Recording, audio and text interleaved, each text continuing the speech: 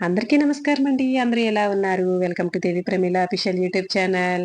ఈ రోజు వీడియోలో పెరుగు చట్నీ చేసి చూపిస్తున్నానండి. ఏంటి పెరుగు చట్నీ కూడా చేసి చూపించాలా ప్రమీల? మాకు తెలీదా? యూట్యూబ్‌లో ఈ పెరుగు చట్నీ కూడా చూపిస్తావా అని అడుగుతున్నారా?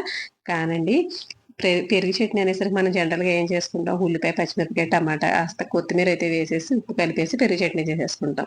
ఇక రెగ్యులర్‌గా చేసేదండి అదే. చాలా ఫాస్ట్‌గా అయిపోతుందని చెప్పి ఈజీగా అయిపోతుందని.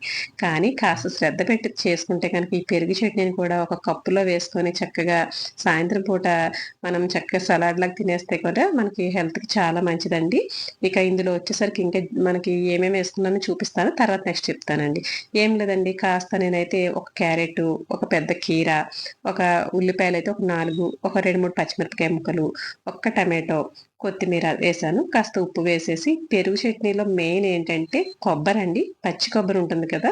ఆ పచ్చి కొబ్బరి పేస్ట్ అండి ఇది. నేను లేత కొబ్బరి అంటే మన బొండాలు కొట్టాక లోపల పాకుడు ఉంటుంది చూడండి. ఆ పాకుడు వేస్తే గనుక ఇంకా బావుంటుందండి. ఇక నేనొచ్చేసరికి నా దగ్గర అది అవైలబుల్‌గా ఉంది కాబట్టి అది వేశాను. లేదంటే లేత కొబ్బరి పేస్ట్ అయితే కాస్త వేసుకుంటే ఇక చాలా టేస్టీగా ఉంటుందండి ఇందులో. ఇక ఇవన్నీ కలిపి బాగా కలుపుకోవాలండి. చేతితో ఇలా పిసికితే గనక మనకి మంచిగా అవన్నీ కూడా కలిసి అందులో ఉన్న వాటర్ అంతా బయటకొస్తుంది కాబట్టి, ఇక అందులో గడ్డ పెరుగండి. ఇలా చక్కగా వాటర్ ఏమీ లేని ఆ గడ్డ పెరుగు లాంటిది వేసుకుంటే గనక అందులో ఫ్రెష్‌గా పులవకుండా ఉన్నదైతే ఇంకా బావుంటుందండి. ఫ్రెష్ పెరుగైతే. ఇక ఇందులో చూసారు కదా!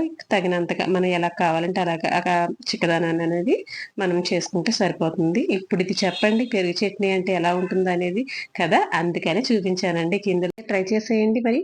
ఇక ఇవొచ్చేసరికి ఏంటంటే కొర్రలు, రాగులు, సజ్జలు, గోధుమలండి. ఇక ఇవన్నీ కలిపి నేనైతే పిండి పట్టిచ్చి ఇక చపాతీ పిండికైతే రెడీ చేసుకుంటున్నాను. ఇక ఇవన్నీ కూడా మనకేంటంటే మల్టీగ్రెయిన్ పిండని మనకు బయట అమ్ముతారు కదా!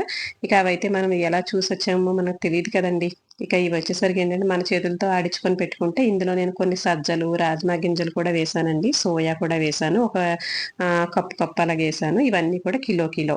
మిగతావి నేనైతే ఒక కప్పంతా అలా వేసుకొని చక్కగా చపాతీ పిండి ఆడించుకొని ఇలా అయితే చపాతీ పిండితో చక్కగా పుల్కాలైతే చేశానండి. ఒక గంటన్నర, 2 గంటల సేపు నానబెట్టిన తర్వాత చపాతీ చేయండి. ఎంత టేస్టీగా ఉంటుందనేది మీకే అర్థమవుతుంది. ఇక తర్వాతొచ్చేసరికి ఇందులో నేను పైన స్టఫింగ్‌కొచ్చేసరికి పిల్లలకి కాస్త ఫాస్ట్ ఫుడ్ ఉండేటట్టుగా ఇష్టపడుతున్నారు కదా! అదే ఇంట్లో మనం ట్రై చేయకూడదా అనిపిచ్చింది. కాస్త బ్రోకలి, ఒక కీర, ఎగ్, తర్వాత ఆరిగానో ఉంటున్నాయి కదండీ! అవి, తర్వాత చిల్లీ ఫ్లేక్స్, ఇక ఎగ్‌లెస్ ఇది ఏమో మైనస్ అండి. ఇక ఈ మైనస్‌ని కూడా ఉపయోగించి పిల్లలకి అప్పుడప్పుడు ఇష్టపడతారు కదా అని చెప్పేసి ఇంట్లో ట్రై చేస్తూ ఉంటాను. కానీ బయటలాగా అయితే ఏమీ రాదులే అనుకోండి. కానీ ఇంట్లో ఏదో మన చేతులతో మనం సాటిస్ఫాక్షన్ కదా ఇలా చేసినందుకి.